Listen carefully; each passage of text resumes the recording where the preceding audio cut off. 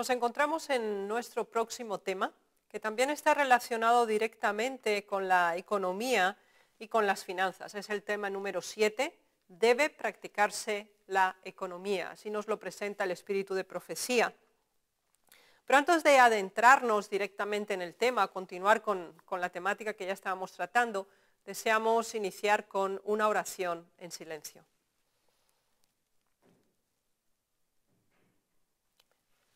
Tenemos dos ejemplos muy interesantes en el Nuevo Testamento, especialmente son dos milagros que el Señor Jesús realizó.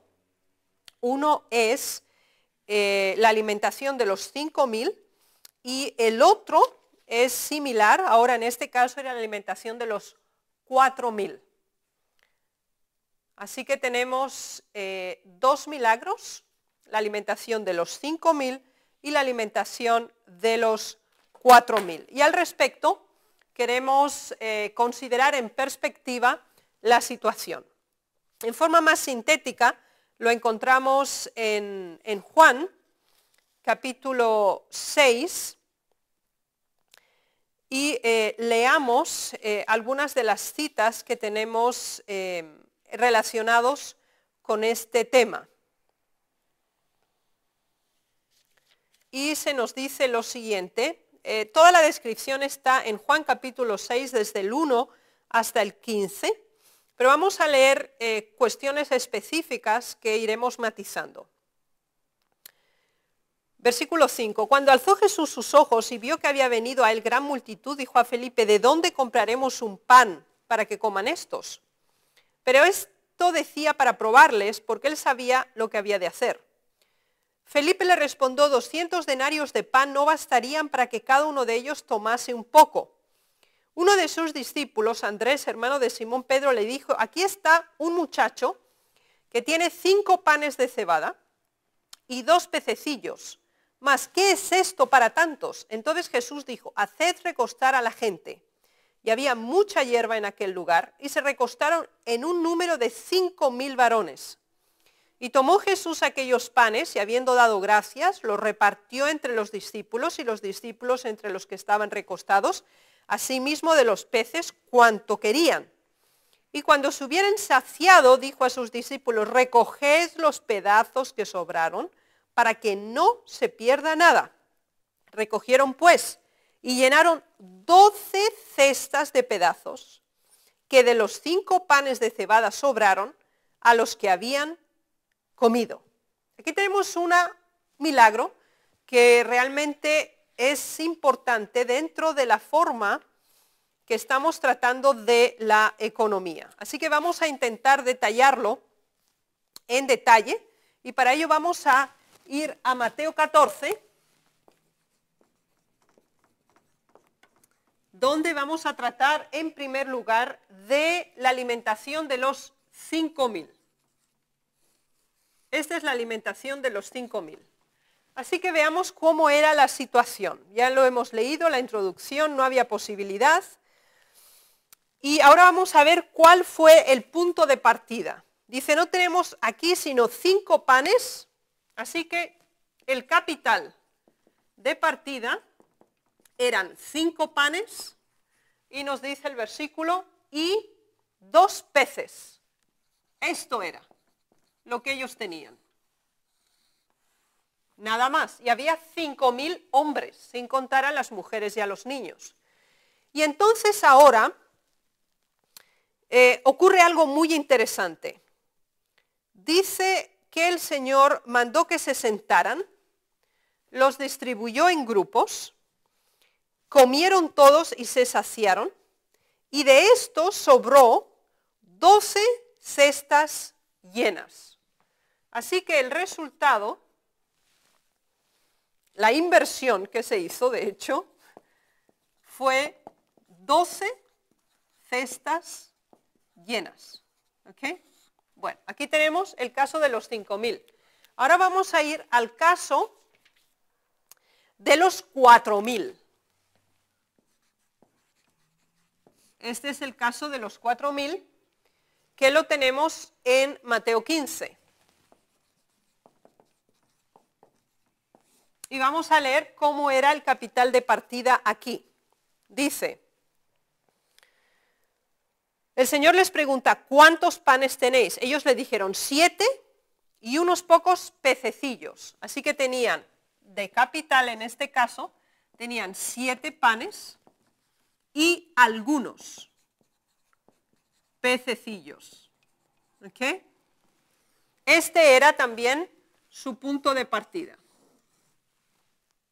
tal como nos da la información bíblica. Entonces se nos dice que también el Señor mandó que se sentaran y lo que sobró, en este caso, fueron 7 cestas llenas. Este es un caso, son 2 casos muy interesantes y específicos que queremos considerar en mayor detalle en el sentido de practicar la economía. Y de hecho, cuando vamos al caso primero, el de los 5,000, es importante la actitud que el Señor asumió. Su pregunta fue, ¿qué es lo que tenemos? ¿Cuánto tenemos?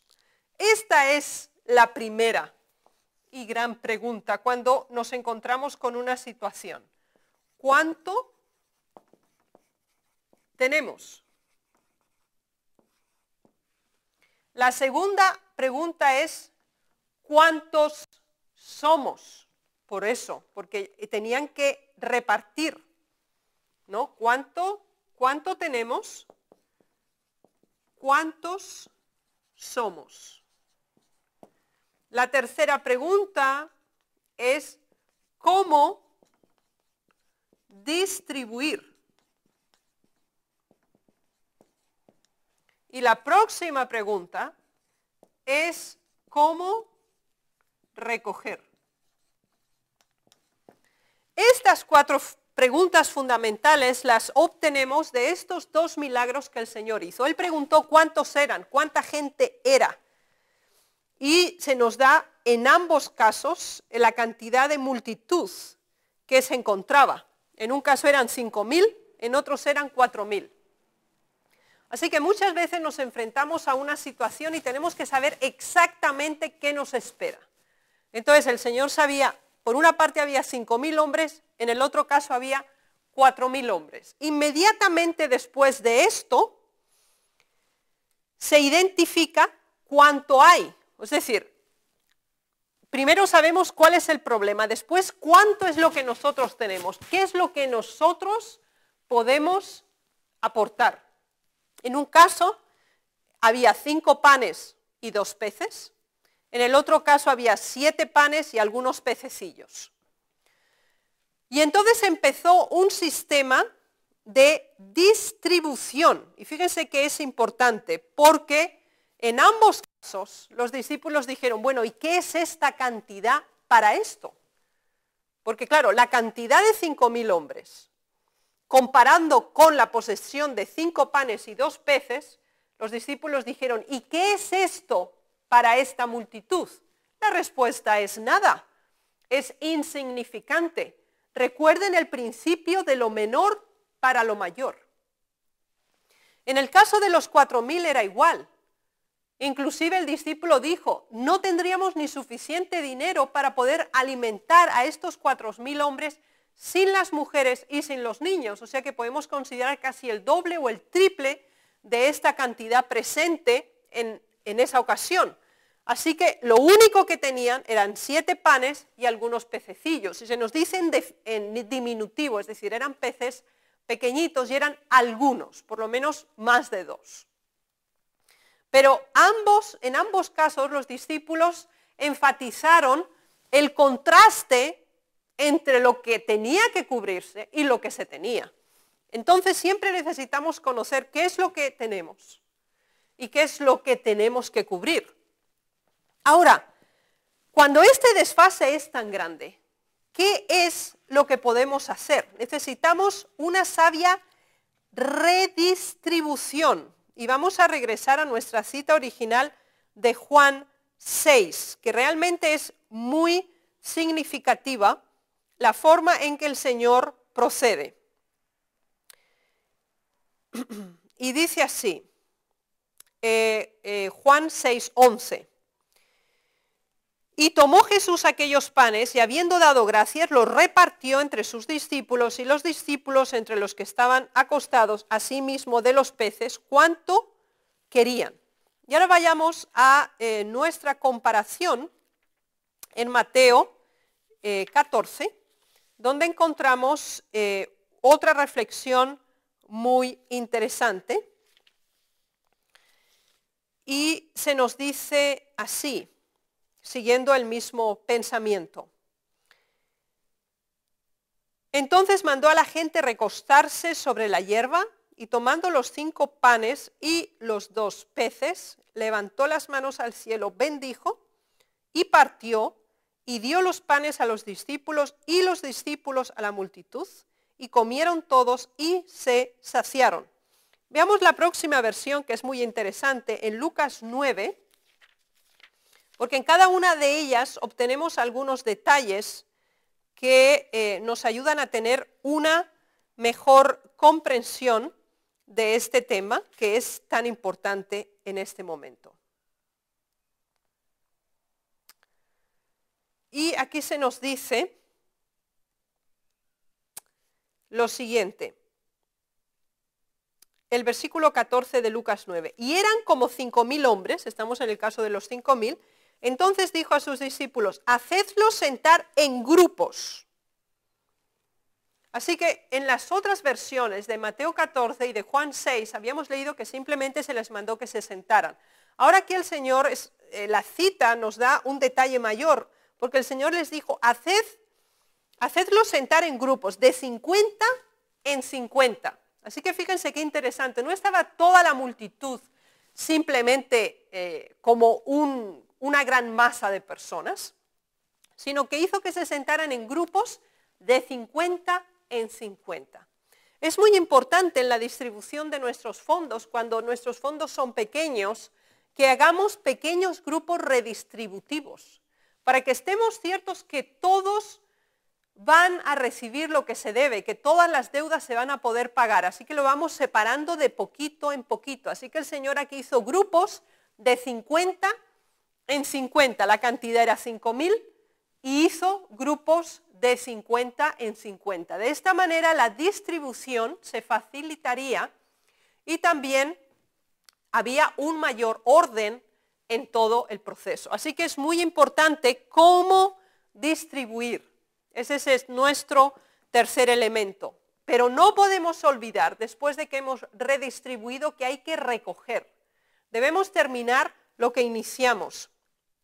Y por eso leíamos en Juan 6 que el Señor les mandó a decir que fueran a recoger lo restante.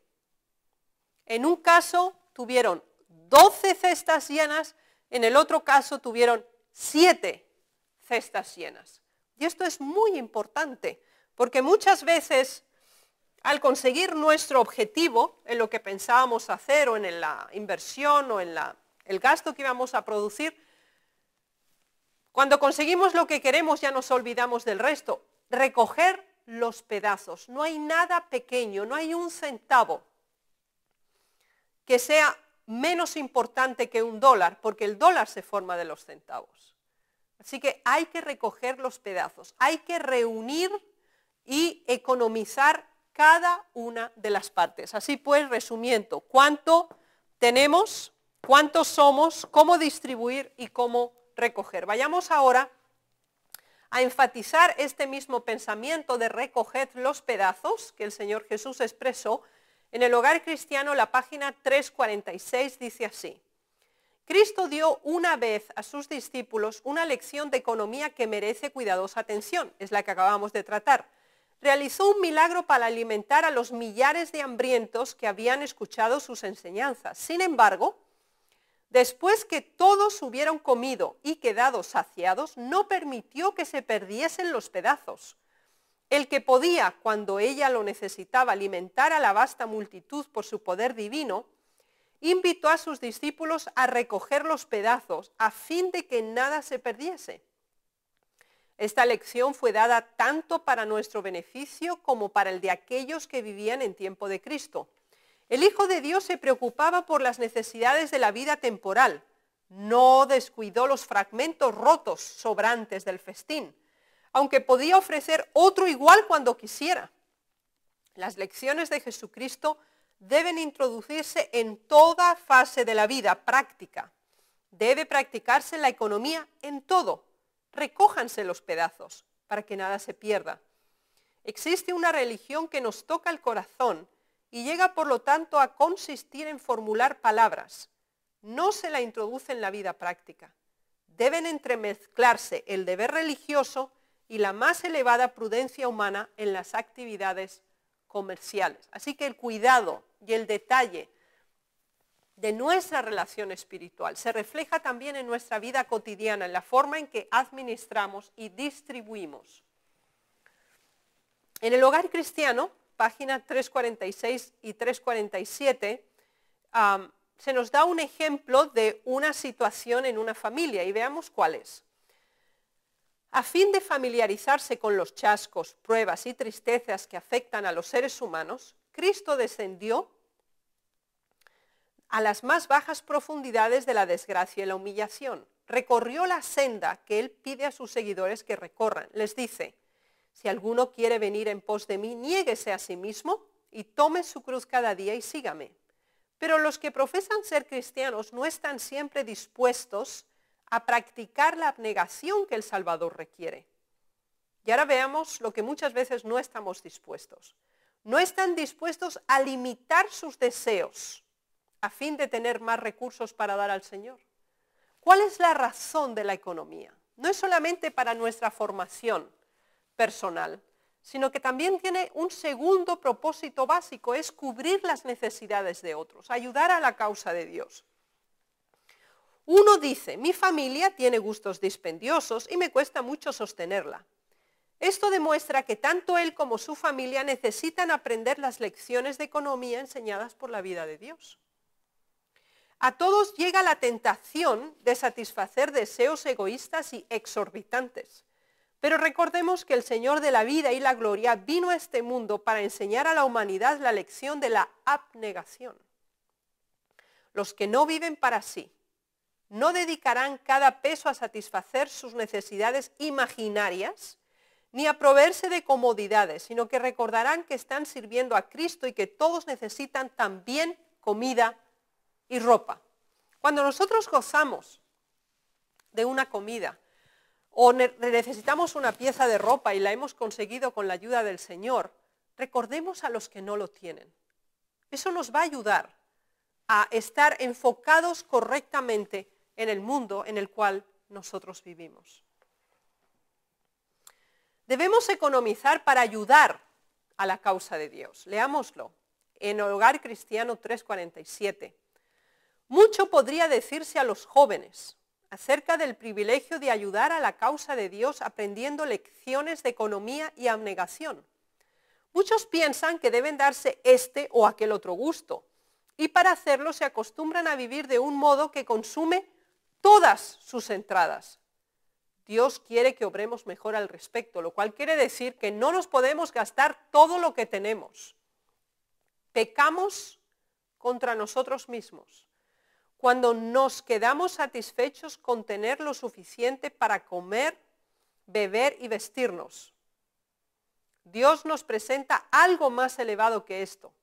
Cuando estemos dispuestos a hacer a un lado nuestros deseos egoístas y dediquemos las facultades del corazón y de la mente a trabajar en la causa de Dios, los agentes celestiales cooperarán con nosotros y nos harán una bendición para la humanidad. Aunque sea pobre, el joven laborioso y económico puede ahorrar un poco para la causa de Dios.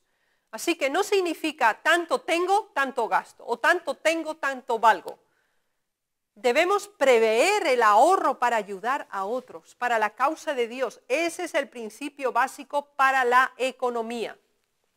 Ahora, ¿qué hacer cuando nos tientan los gastos inútiles? Porque vivimos en una sociedad consumista, donde constantemente se nos aborda y se nos presentan necesidades que no son necesarias e irreales como necesidades vitales. ¿Qué hacer entonces? Hogar Cristiano 3:47 y 3:48. Cuando nos vemos tentados a gastar dinero en baratijas, debemos recordar la abnegación de Cristo y su sacrificio propio para salvar al hombre caído. Debemos enseñar a nuestros hijos a practicar la abnegación y el dominio propio. La razón por la cual tantos pastores se ven frente a momentos difíciles en asuntos financieros estriba en que no limitan sus gustos, apetitos e inclinaciones. El motivo por el cual tantos hombres hacen bancarrota y se apoderan con improbidad de recursos ajenos reside en que procuran satisfacer los gustos dispendiosos de sus esposas e hijos. Con cuánto cuidado deberían los padres y las madres enseñar economía a sus hijos por el precepto y el ejemplo. Ojalá pudiera hacer comprender cada uno cuán grave es el pecado de malgastar el dinero del Señor en necesidades imaginarias. El expendio de sumas que parecen pequeñas pueden iniciar una cadena de circunstancias que llegará hasta la eternidad. Cuando sesione el juicio y los libros sean abiertos, se os revelará el lado de las pérdidas. El bien que podríais haber hecho con las blancas acumuladas y las sumas mayores que gastasteis en fines totalmente egoístas. Así que cuando vamos a hacer un gasto tenemos que hacernos la pregunta: ¿por qué quiero comprarme esto? Me gusta, lo quiero tener. ¿Lo necesito? ¿Es una necesidad vital? Si la respuesta es negativa, cojamos ese dinero que nos íbamos a gastar y pongámoslo en una ofrenda para las necesidades en distintos lugares del mundo en la causa del Señor. No gastéis vuestros centavos ni vuestros pesos en comprar cosas innecesarias. Tal vez penséis que estas sumas pequeñas no representan mucho, pero estas muchas pequeñeces resultarán en un ingente total. Si pudiéramos, solicitaríais los recursos que se gastan en cosas inútiles, en vestidos y satisfacciones egoístas. Por todos lados y en toda forma nos rodea la pobreza. Y Dios nos ha impuesto el deber de aliviar de toda manera posible a la humanidad que sufre. Es nuestra responsabilidad y deber ayudar a los que no tienen ni lo más necesario. El Señor quiere que sus hijos se preocupen y sean serviciales. Quiere que estudien cómo pueden economizar en todo y no malgastar cosa alguna. Así que el Señor quiere que nosotros nos dediquemos a pensar cómo puedo ahorrar y cómo puedo evitar cualquier gasto inútil. Tenemos que pensar en esto, cómo podemos ahorrar, cómo podemos economizar, con el fin de ayudar a otros.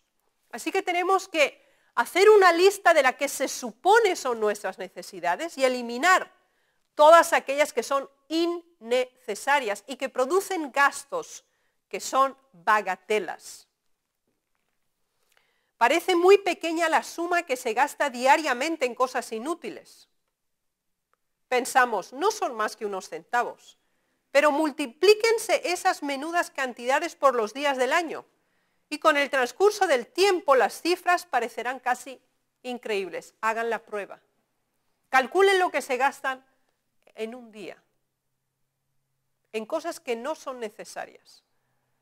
En comprarse un refresco cuando se pueden llevar un jugo de su casa, en comprarse cualquier tipo de comida cuando se la pueden llevar de su casa, por ejemplo, en comprarse adornos que son totalmente innecesarios. Calcúlenlo y van a darse cuenta de cuánto dinero representa al año. No compitamos con otros, no busquemos el modelo de otros para ser el nuestro. Hogar Cristiano 349 nos dice: no es lo mejor tratar de aparentar que somos ricos o superiores a lo que somos. a saber, sencillos discípulos del manso y humilde Salvador. No debe perturbarnos el que nuestros vecinos construyan y amueblen sus casas de una manera que no estamos autorizados a seguir. ¿Cómo debe mirar Jesús la forma en que proveemos egoístamente para satisfacer nuestros apetitos e inclinaciones o para agradar a nuestros huéspedes? Viene a ser un lazo para nosotros el ceder al deseo de ostentación o permitir que lo hagan los hijos que están bajo nuestra dirección. Así que nosotros no estamos autorizados para gastar desmesuradamente y sin sentido porque queremos ser como otros, o estamos compitiendo con nuestros vecinos o con nuestros semejantes, o porque queremos ostentar, queremos demostrar algo que no somos. Por eso es tan importante racionalizar la razón del gasto. ¿Por qué quiero gastarme esto? ¿Por qué quiero comprar esto? Y ese punto de partida nos va a ayudar a eliminar todo gasto superficial.